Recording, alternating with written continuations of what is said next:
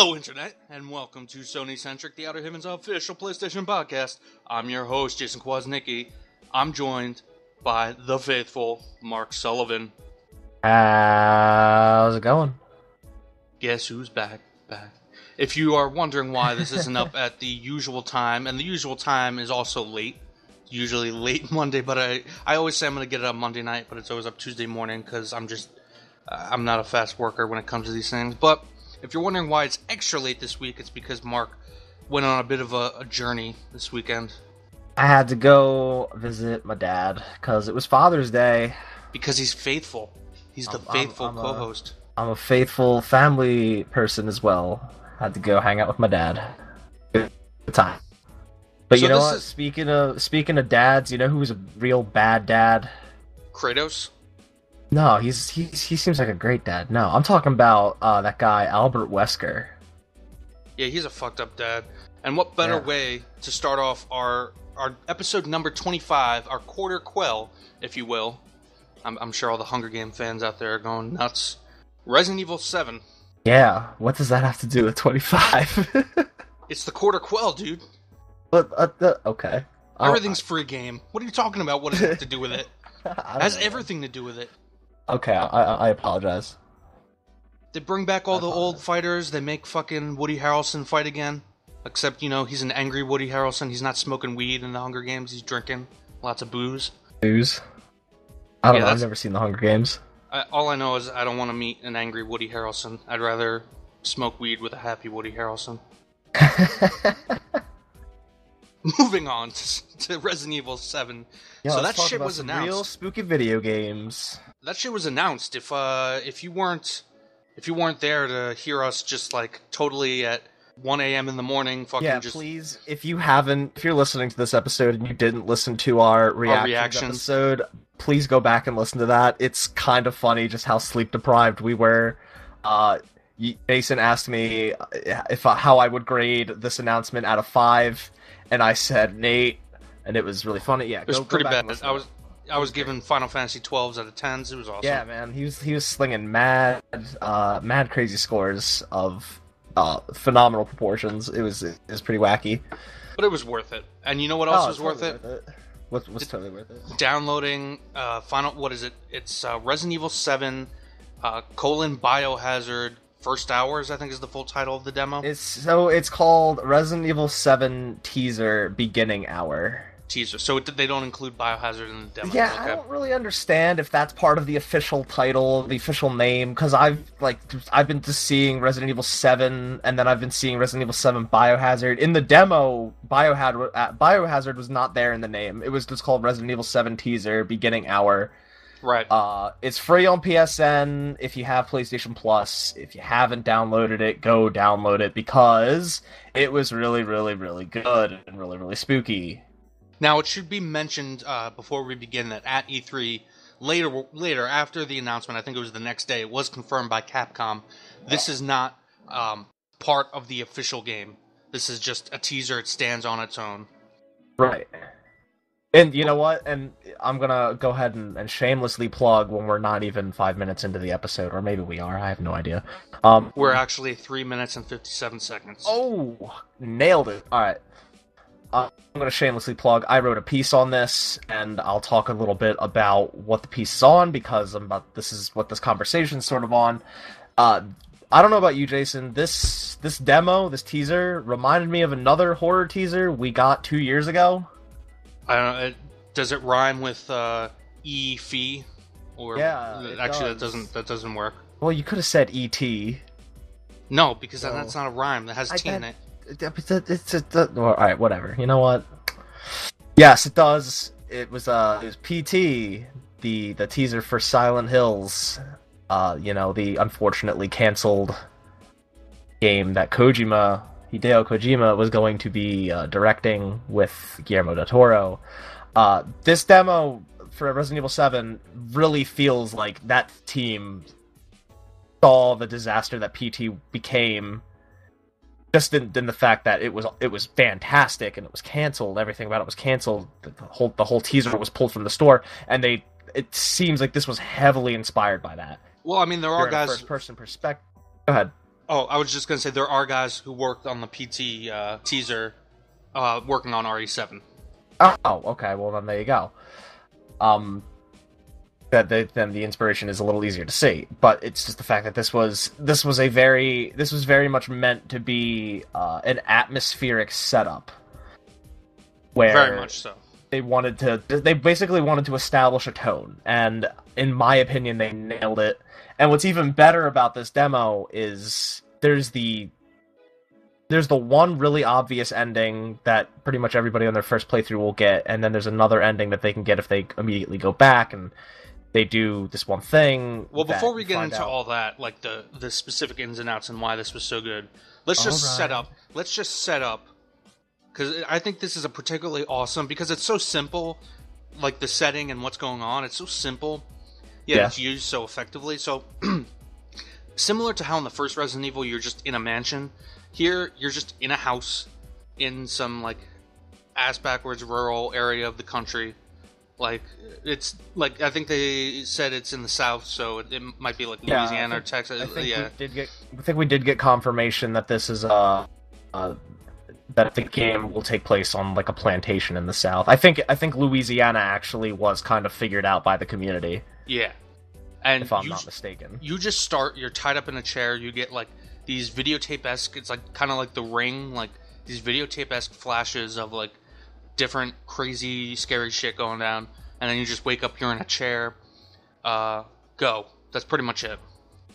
Yeah, well, there's that part, and then you actually wake up on the floor, and you're just given the simple objective of get out of the house. Oh, I'm sorry. Yeah. Alright, I'm thinking of the other part after the...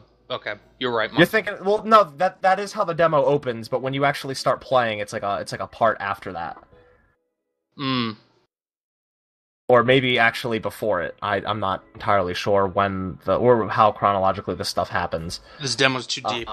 It's confusing me already. Dude, it is very deep. But without spoiling too much about it, that is your simple objective. You wake up on the floor, and this is after the opening where you're sitting tied to a chair and somebody's trying to cut you loose, and the camera cuts out and you wake up on the floor or whatever.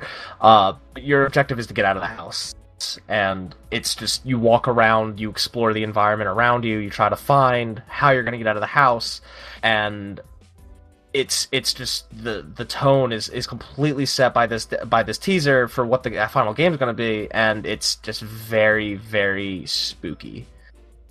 Now, I liked how in classic Resident Evil fashion, it seemed like, and this is going a bit more away from the tone and the aesthetic to gameplay. I liked how everything revolved around these items. It's very classic Resident Evil puzzle solving. Yeah. It also scared me at first because there's no real combat in this demo, which they have assured that, you know, there will be combat in the final game, although it's not going to be like Resident Evil 4 style combat. It will be more less enemies, but more not lethal, but more dangerous, more imposing enemies. And yes, it has been confirmed there will be herbs. You will be healing yourself with those dank herbs. We'll be taking those dank leaves. But still, I like them all over your body. While I was worried at first that there was no combat, what they said and kind of the way you tie that together with how this demo ends, which we'll talk about in a second, I like the setup for what your adversaries are going to be like in this game. Yeah, I would agree. I'm interested to see, because one of the things you do see in the demo, I won't completely spoil it. I'll just say that there is some sort of confirmation that Umbrella is still around. I'm curious to see. Well, that's like an Easter egg, isn't it? It's not necessarily an Easter egg. It's part of that second ending that you can find after you figure out something from your first, and you go back and play through it again. Go to what you end the demo in a different way, and in doing so, there is an image that you'll see that has a helicopter with the Umbrella logo on it. Oh, I see. I thought that was an Easter egg. I didn't realize it was so. I haven't done the second ending yet, so. Okay, I mean, yeah, you're not wrong. It is kind of an Easter egg in the sense that it's not necessarily obvious, because you do have to jump back into the demo and do things differently. And if you don't do that, well, then you're never really going to see that. But it is late. It is, if you do go back and do it, then it is laid out in front of you to find, and it's just interesting to see how Umbrella's going to play out with this one, especially because and the community's going crazy over this, as well as many other things.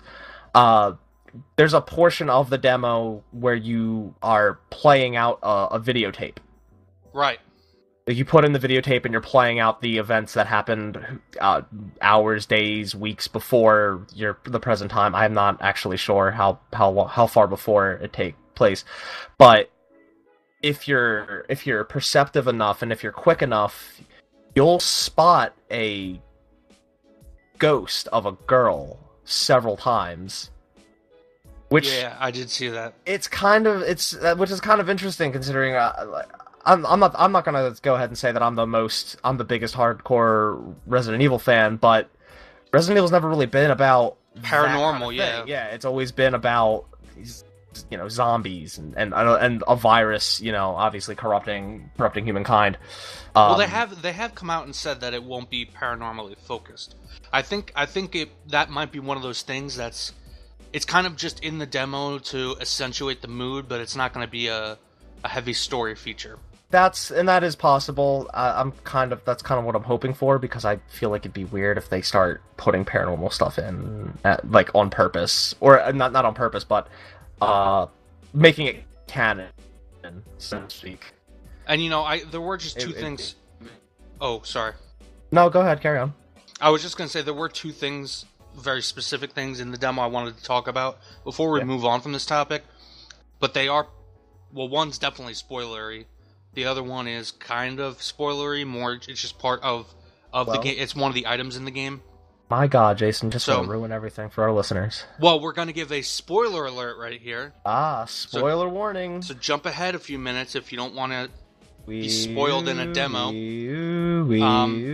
So, I fucking loved I only did the first ending thus far. Right. But I fucking love that ending. Just because...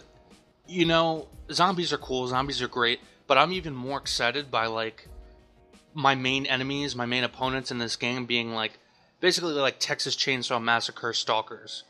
Some crazy-ass dude saying, "Welcome to the family, son." Yeah, that's so fucking out-of-this-world awesome. It's Clocks you in the face. It will be even cooler if he's, just enhanced by the virus somehow. I mean, it's not all that far-fetched from, Las Plagas from Resident Evil 4, fucking, that sounds like something Lord Saddler would say. I suppose, and Luis with that weird, nasty ass tentacle thing that pops out from under his robe. Fucking so Lord gross. Salazar, little midget, banished lord. Anyway, yeah. What are your thoughts on that first ending? Let's also just be clear that whole ending is the same as the second ending, just so you know. Okay, okay. Just the means that you get to that point is slightly different, but it still ends with the guy grabbing you and punching you in the face after saying "Welcome to the family, son," and then the whole part where I believe his name was Dave, the host of the spooky show. Yeah, he was a fucking asshole. Yeah, he was, but he was trying to cut you loose. Then he gets stabbed through the chest, and whatever that spooky monster thing was, that's the last thing you see. That happens regardless of ending.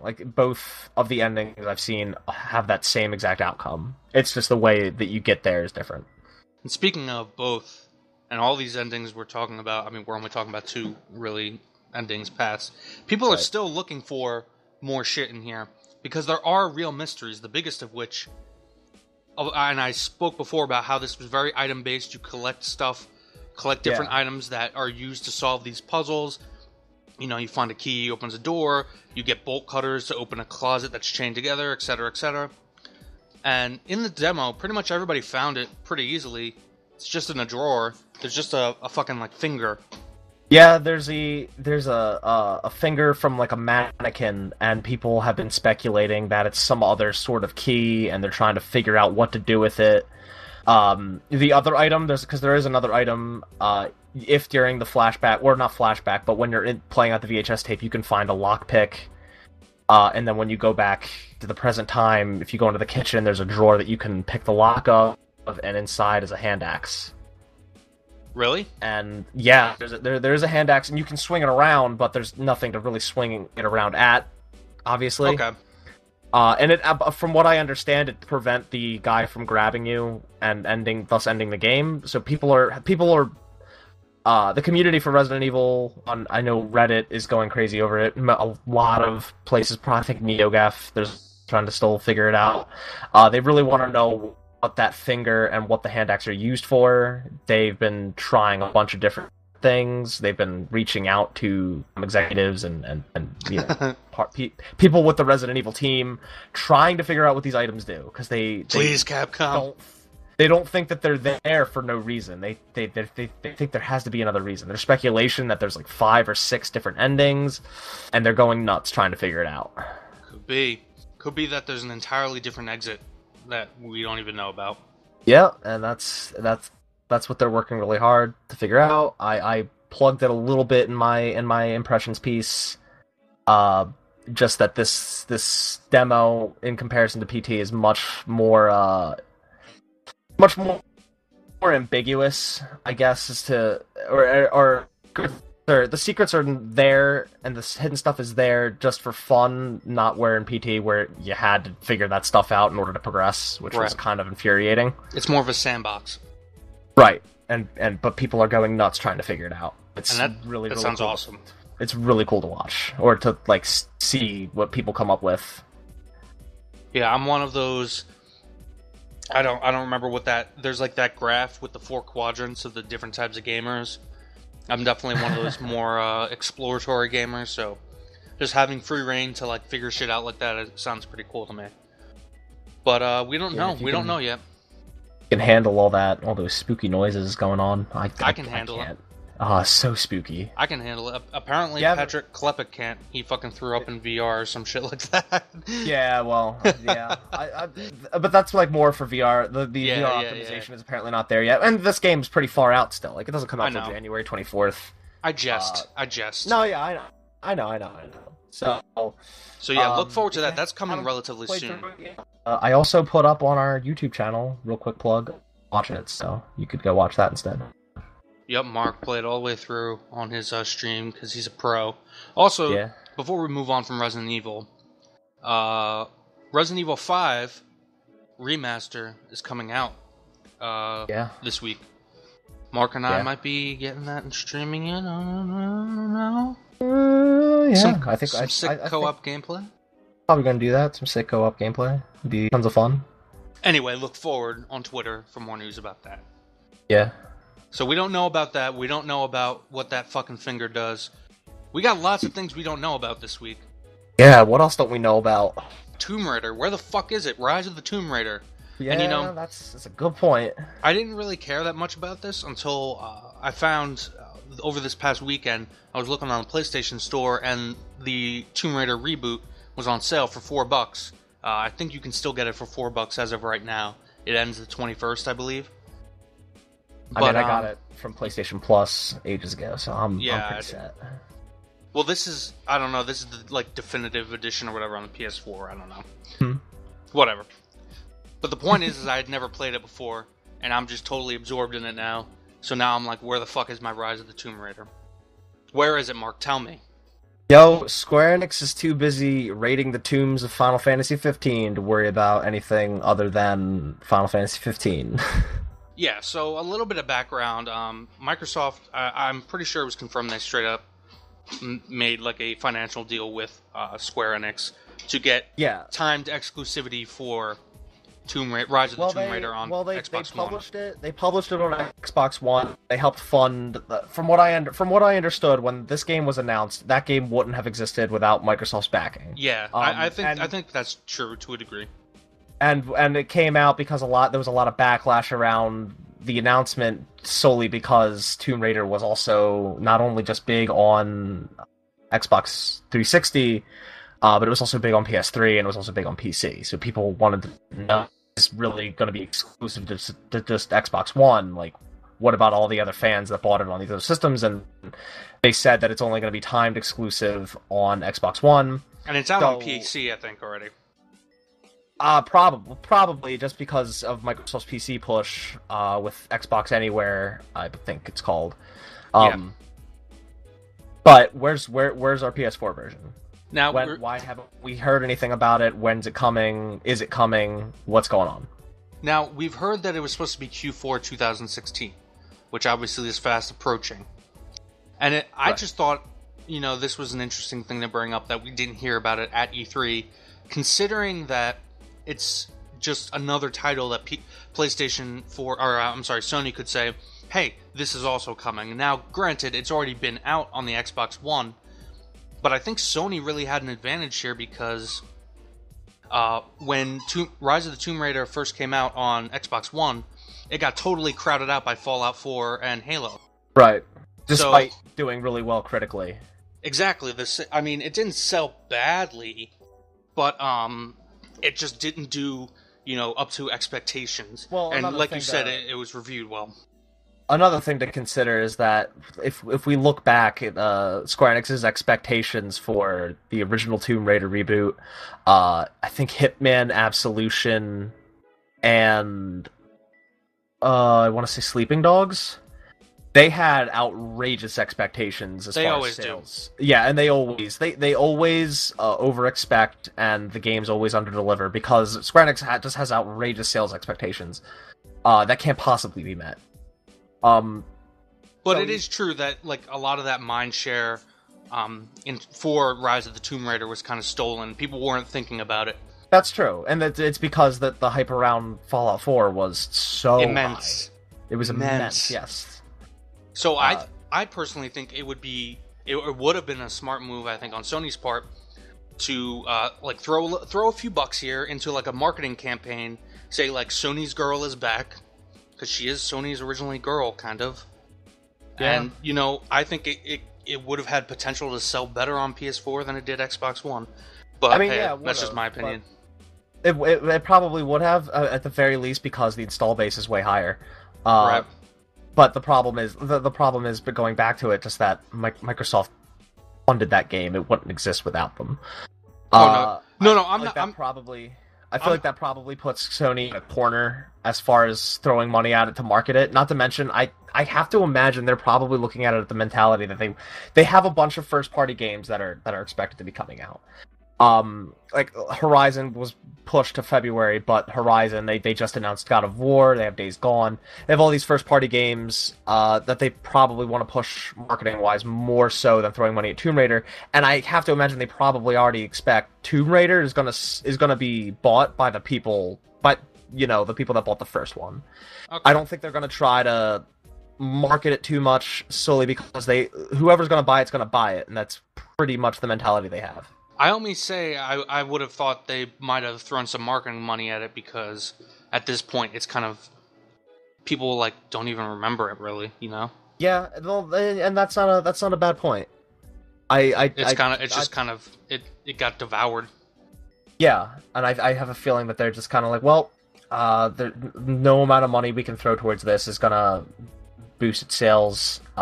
Whoever's gonna buy it is going to buy it because they are either Tomb Raider fans or they knew about it because it was an Xbox One exclusive before. You may be right, Mark. You are a far wiser man than I. I mean, after all, you can make lists. I can't. So, Tomb Raider. And by the way, folks, go play the original Tomb Raider reboot if you can on PS4 or PS3. And, if you can get your hands on Rise of the Tomb Raider on Xbox or PC, do so. They're freaking fantastic games. I'm playing through the original Tomb Raider right now. And I still need to go play through that, so... It's fucking awesome. It's basically it's what I feel like Horizon Zero Dawn might be like without robots, which is why I actually picked it up in the first place, because I need that fix. Yeah, after seeing those gameplay demos... Game looks very, very good. Exactly. I need that hunting, those bows and arrows, cutting up wolf to get meat, upgrading my bow. Slaughtering whole camps of men. Digging up ancient Japanese fans. Raiding tombs, yes. Raiding tombs. Yeah, but the funny thing is that like there are just random like planes in the tombs, like crashed World War II bombers and stuff inside Oh, giant caves. that's accurate. Yeah, I'm like, I look at the ceiling of the cave and I'm like, what? Like what? Why was there a Excellent. giant plane in this cave? Anyway, so the final thing we don't know about. Well, actually, we know a little more than we did. Right before E3, Andrew House did confirm to the Financial Times, and I think purposefully, like it wasn't really it wasn't just an off the hand thing. I think they strategically did that. Andrew House confirmed the PlayStation Neo, and he also said it wouldn't be at E3 to temper expectations. I think. Honestly, I think they realized that Scorpio would be there. And my initial reaction to this was like maybe Sony's gone back to the drawing board with this, kind of reassessing their plans now that all the info is out there. However, Eurogamer's Richard Bedwetter, from Oh God. I see Ledbetter and I'm thinking of Pearl Jam's song, what was it, Yellow Letter, I don't remember. Anyway. Man, I haven't listened to Pearl Jam in years. Anyway, he was the guy that originally he was the second guy to kind of talk about the PS4K after Kotaku put up that initial article. Right. And he's now said that several sources have indicated to me that PlayStation Neo launches this year despite its E3 no-show. Do you think this is the case, Mark? Or should we trust this guy? I mean, I don't know. I trust that that's what he's been told.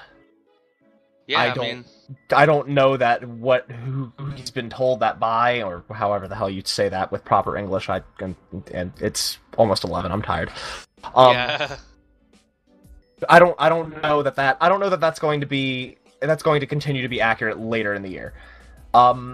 The whole thing, I was very surprised. We talked about this 2 episodes ago. It was our pre-E3 episode where we went over all the crazy news that we got the week before. Right.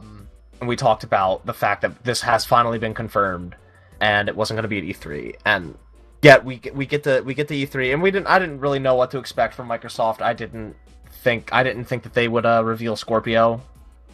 Neither did I. If Sony's not revealing the Neo, I didn't think that they would come through with the Scorpio, but they did. And I'm pretty sure Phil Spencer also confirmed that that's not coming until late next year. Yeah, so a bit of background info on that. So Xbox Scorpio, it's been confirmed, 6 teraflops. It's got full VR capability, 4K supposedly capability. It's a pretty powerful machine, not coming till late 2017. And it will have a quote-unquote premium price, which means it's going to be expensive, like PS3 levels, if not more expensive. And don't forget that with Project Scorpio, you'll be able to see the highest quality pixels you've ever seen. Yo, man, but what about my Xbox One S? No, those are not the highest quality pixels. But the deal with that is, Microsoft officially announced that project. They officially own that story. They can control it, and until the end of next year. Whereas now Sony has refused to. They've acknowledged it. They've refused to formally and officially announce whatever the Neo is, and yet we're getting reports that it's still coming by the end of the year. Are they really gonna wait until Gamescom to, or I mean, it doesn't, and that's not to say it doesn't necessarily have to be during a press conference, but with a big bomb like this, like they're going to either pull their own press conference or do it at a press conference that they're going to be holding themselves, or that they're going to be at. Like, it's either going to be how they announced the PS4 originally with their own thing, or it's going to be at a big event like Gamescom or Paris Games Week, maybe. I doubt Tokyo Game Show, because the PS4 still hasn't been. I mean, it's selling better, but not great in Japan. So why would they announce a new system there? Right. And then they're gonna release it officially 2-3 months later. I do think that whatever they do, there's gonna be a very short time span between the announce and the release. I think what Andrew House said about like short-term. Well, what was his exact phrasing? It was like short-term satisfaction or something like that. I'm not really sure. Basically, it amounted to we're gonna announce it and then like release it like within a month or two. You know, I think there will be a very short turnaround for its release from announcement. Another thing we also have to consider. Another thing we really have to consider, actually, about this system is that the reason we're getting a more juiced up PlayStation is primarily because of VR.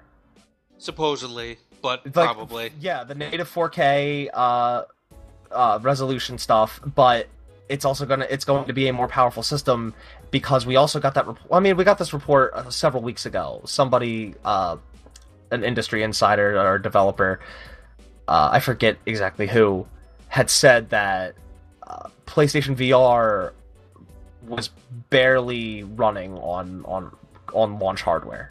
That being said, that statement was not debunked, but it was kind of refuted by a bunch of devs. So, okay, well, so that's questionable. It still might be the case. Depending on the developer, that might have been whatever they or on the person. If it was a or what they were debugging, testing, whatever you have to say about that, it might have just been their own project.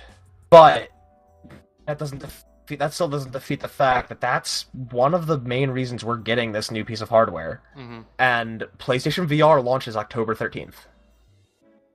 So for that reason, I do give credence to the fact that this very well might be coming out by the end of the year. I personally think that they're just saying that now as a placeholder, but I do honestly think they might be going back to the drawing board with it because that's a very good point. You know, I don't really buy everything that Phil Spencer said about Scorpio. I think a lot of the info and specs that they put out there are more targets than actual... Jason. What? Jason. Do you really think we're not going to see the most high-quality pixels? They will be the most high-quality pixels, but they won't be as high quality as he is touting. Oh, that's heresy, my friend. He promised. They promised the highest quality pixels. No, I mean, look, like, put simply, like, the specs they were throwing out there and the numbers they were throwing out there at the Xbox conference sounded amazing because they sound like high-end rigs that you see PC players throwing, like, thousands of dollars into right now. Yeah. Like, so, how does that translate into how do you make that an affordable console? Exactly. That's going to be very fucking expensive. Right. So either that's just a target, or they know full well it's going to be a very niche product.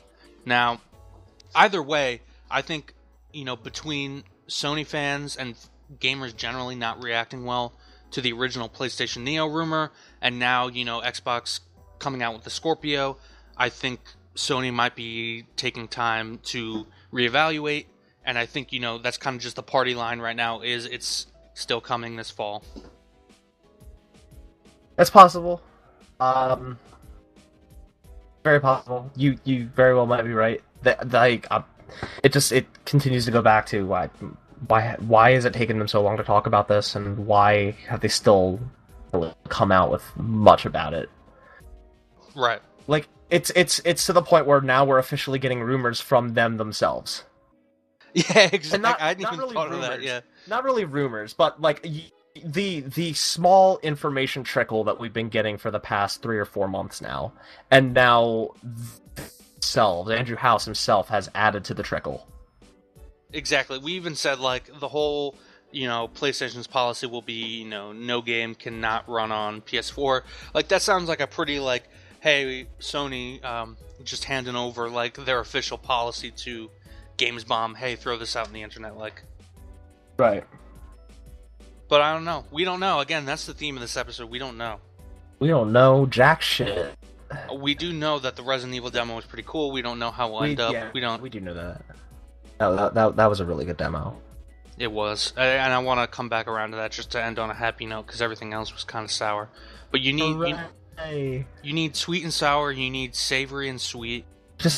Anyway, let's end this episode. All right, that's a good point, or that's a good idea. This has been SonyCentric, folks, the Outerhaven's official PlayStation podcast. if you like this video, please hit that like button. And of course, as always, you can hit that subscribe below tab, that annotation right there. That will take you to our homepage where you can subscribe and check out all the rest of the Outer Haven's official video content. Other cool podcasts like Experience, our official Microsoft Xbox podcast, the Outer Haven official podcast, and so much more. Like you can check out Mark's cool gameplays like the Resident Evil demo. Yeah. Please leave your comments below. Did you like Resident Evil demo? What is it? Resident Evil 7 teaser, first hour. Electric Resident Boogaloo. Evil 7 teaser, beginning hour, Electric Boogaloo. Yeah. Did you like Wesker's it? Back. Like, yeah. Did you like it? What do you think about the Neo? Are you pumped for Rise of the Tomb Raider? Are you mad that we haven't seen it yet? Leave your comments below. Leave suggestions. You want to see us talk about any certain topic, anything of particular substance? Just leave it right down there, and we'll get on it. Of course, as always, I'm your host, Jason Kwasnicki, and I was joined by Mark Sullivan. Dude, why am I always here? I don't know. Because it's the quarter quell. I don't know what that means, Jason. Yo, it's the fucking 25th, every 25 Hunger Games. They do crazy shit. Oh, okay. That's the whole reason she was in the Hunger Games twice. You're not allowed to get picked for the Hunger Games again. I don't know but then it was about... a quarter quell, so they had to pick from amongst the winners. I don't know anything about Katniss. Yo, she's Evergreen Everdeen, man. Alright. Alright, she's pretty dank. Peace out, Internet. Later.